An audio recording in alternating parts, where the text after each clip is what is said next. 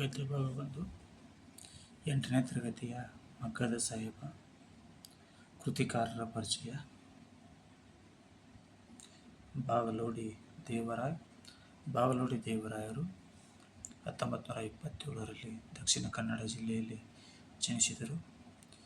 ಇವರ ಕಥಾ ಸಂಗ್ರಹಗಳೆಂದರೆ ಹುಚ್ಚು ಮನಸ್ಸಿ ಮತ್ತು ಇತರ ಕಥೆಗಳು, ಆರಾಧನಾ, ರುದ್ರಪ್ಪನ ರೌದ್ರ ಮತ್ತು ಇತರ ಕಥೆಗಳು. ಬಾಗಲೋಡಿ ದೇವರಾಯರು ಒಟ್ಟು 26 ಕಥೆಗಳನ್ನು ಬರೆದಿದ್ದಾರೆ. 1985ರಲ್ಲಿ ಇವರು ನಿಧನರಾದರು. ಮಗ್ಗದ ಸಾಹೇಬ ಕಥೆಯನ್ನು ಬಾಗಲೋಡಿ ದೇವರಾಯ ರವರ ಸಮಗ್ರ ಕಥೆಗಳು ಎಂಬ ಕಥಾ ಸಂಕಲನದಿಂದ ಆರಿಸಲಾಗಿದೆ. ಈ ಪಾಠದ ಪ್ರಶ್ನೆಗೋತ್ತರಗಳು. ಮೊದಲನೇ ಪ್ರಶ್ನೆ, ಒಂದು ವಾಕ್ಯದಲ್ಲಿ ಉತ್ತರಿಸಿ.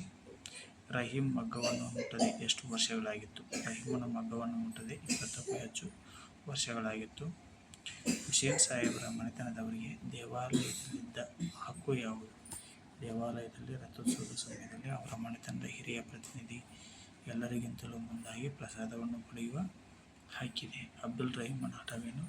ತನ್ನ 3 ಗಂಡು ಮಕ್ಕಳಿಗೆ ಒಂದಿಷ್ಟಾದರೂ ವಿದ್ಯಾಭ್ಯಾಸ ಕೊಡಿಸಿ ಸರ್ಕಾರಿ ನೌಕರನನ್ನಾಗಿ ಮಾಡಬೇಕು ಅಬ್ದುಲ್ ರಹೀಮನ ಹಠವಾಗಿತ್ತು. ತಂದೆಯ ಆಸೆಯನ್ನು ಮೊದಲೆರಡು ಮಕ್ಕಳು ನೆರವೇರಿಸಿದ ಬಗ್ಗೆ ಹೀಗೆ.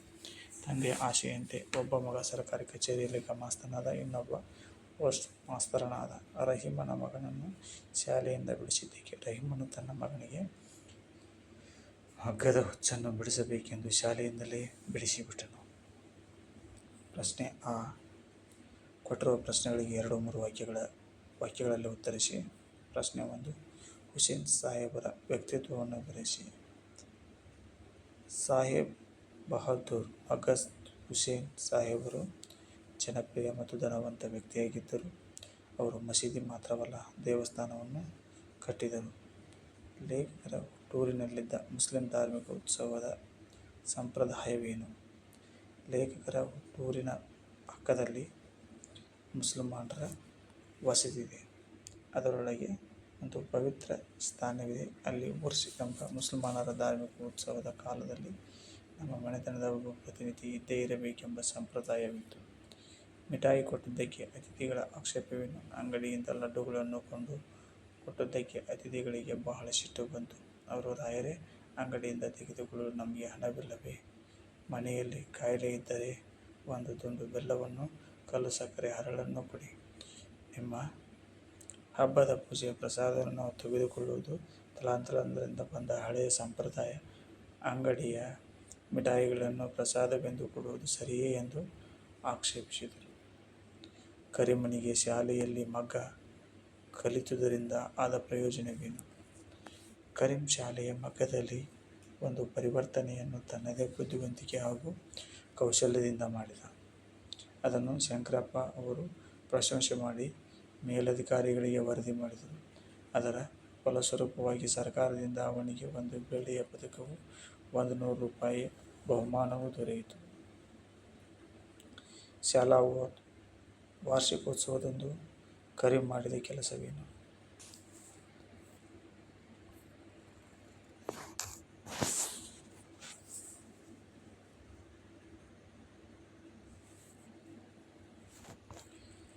ಶಾಲಾ ವಾರ್ಷಿಕೋತ್ಸವದಂದು ಕರೀಂ ಮಾಡಿದ ಕೆಲಸವೇನು? ಶಾಲೆಯ ವಾರ್ಷಿಕೋತ್ಸವ ಸಮಾರೋಪದಲ್ಲಿ ಹಳೆಯ ವಿದ್ಯಾರ್ಥಿಗಳ ಒಂದು ನಾಟಕವಿತ್ತು. ಅದರಲ್ಲಿ ಕರೀಂನದು ಸ್ತ್ರೀ ಪಾತ್ರ. ಅದಕ್ಕಾಗಿ ತಾಯಿಯಿಂದ ಗೌಪ್ಯವಾಗಿ ಹಳೆ ಕಾಲದ ಚಿನ್ನದ ಸರವನ್ನು ಪಡೆದುಕೊಂಡು, ಆದರೆ ನಾಟಕ ಮುಗಿದ ನಂತರ ಮನೆಗೆ ಬರಲಿಲ್ಲ.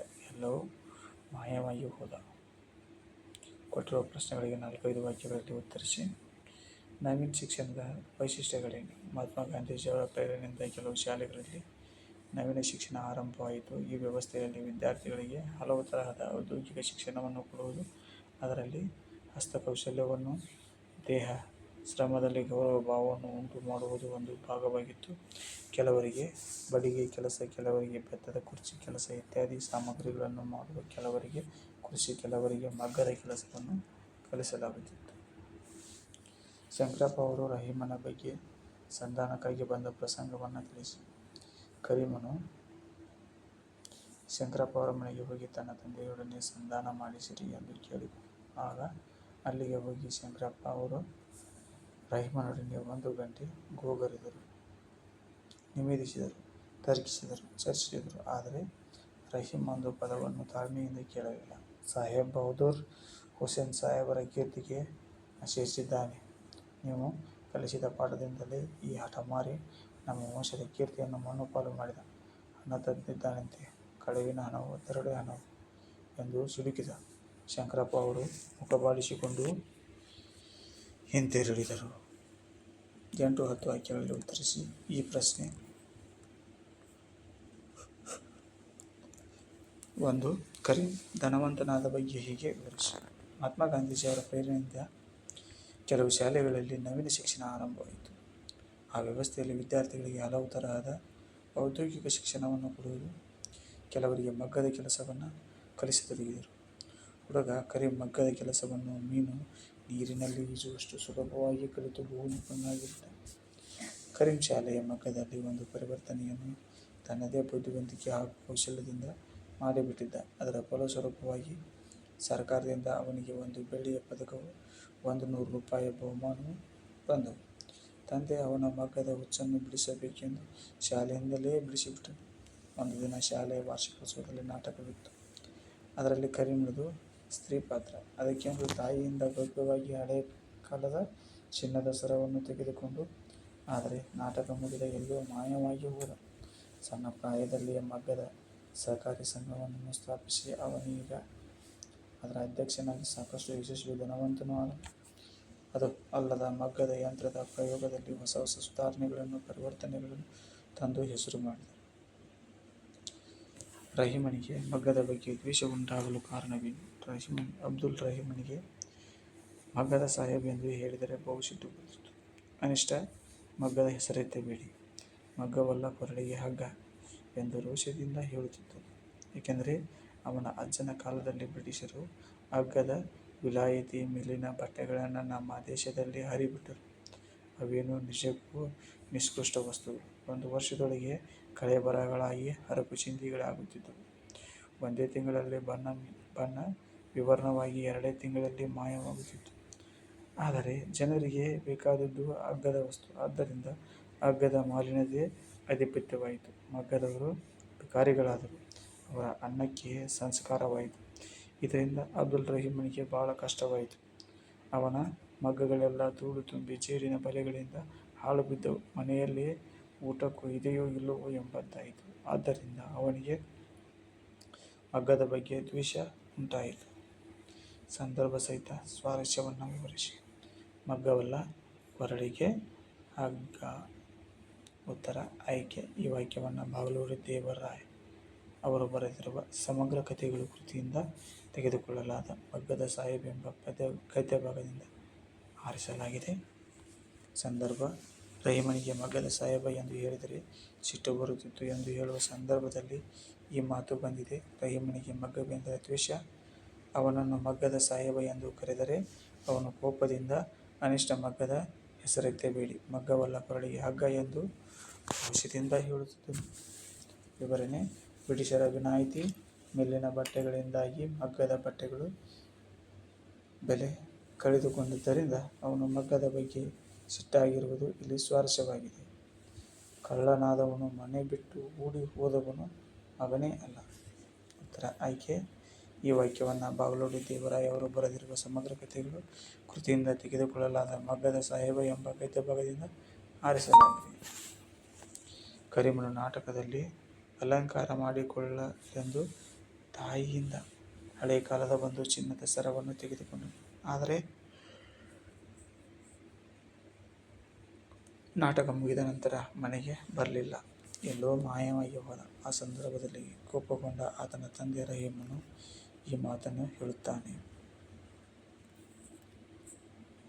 ನಿಮ್ಮ ಹಳೆಯ ಶಿಷ್ಯನಿಗೆ ಇದೊಂದು ಉಪಕಾರ ಮಾಡಿ. ಉತ್ತರ ಆಯ್ಕೆ. ಈ ವಾಕ್ಯವನ್ನು ಬಾಗಲೂರು ದೇವರಾಯ ಅವರು ಬರೆದಿರುವ ಸಮಗ್ರ ಕಥೆಗಳು ಕೃತಿಯಿಂದ ತೆಗೆದುಕೊಳ್ಳಲಾದ. ಮಗ್ಗದ ಸಾಹೇಬ್ ಎಂಬ ಗದ್ಯಭಾಗದಿಂದ ಆರಿಸಿಕೊಳ್ಳಲಾಗಿದೆ.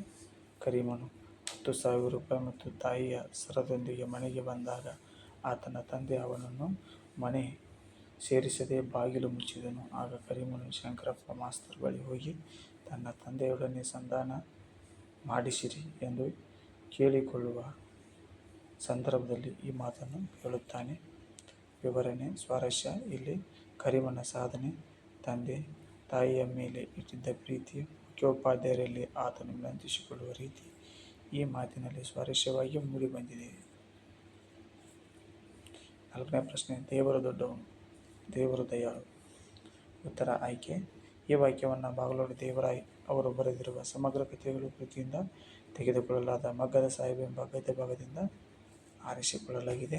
ಸಂದರ್ಭ: ನಿಮ್ಮ ಮಗ ಕರೀಮನಿಗೆ ರಾಷ್ಟ್ರಪತಿ ಅವರು ಪದ್ಮಭೂಷಣ ಬಿರುದನ್ನು ಕೊಟ್ಟಿದ್ದಾರೆ.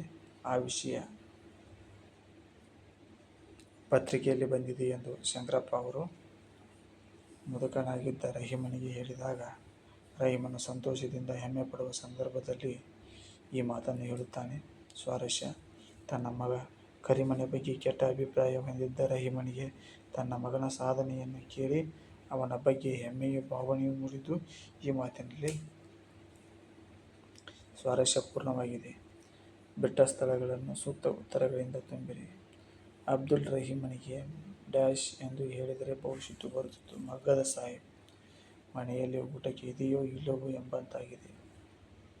3ನೇ ಪ್ರಶ್ನೆ, ಹುಡುಗನ ಉತ್ಸಾಹ ಆಕಾಶಕ್ಕೇರಿತು. ಶಂಕರಪ್ಪ ಅವರು ಮುಖಬಾಡಿಸಿಕೊಂಡು ಹಿಂತೆರಳಿದರು. ನನಗೆ 2 ಮಕ್ಕಳು, ಕಳ್ಳರ ಪರಿಚಯ ನನಗಿಲ್ಲ. ಧನ್ಯವಾದಗಳು.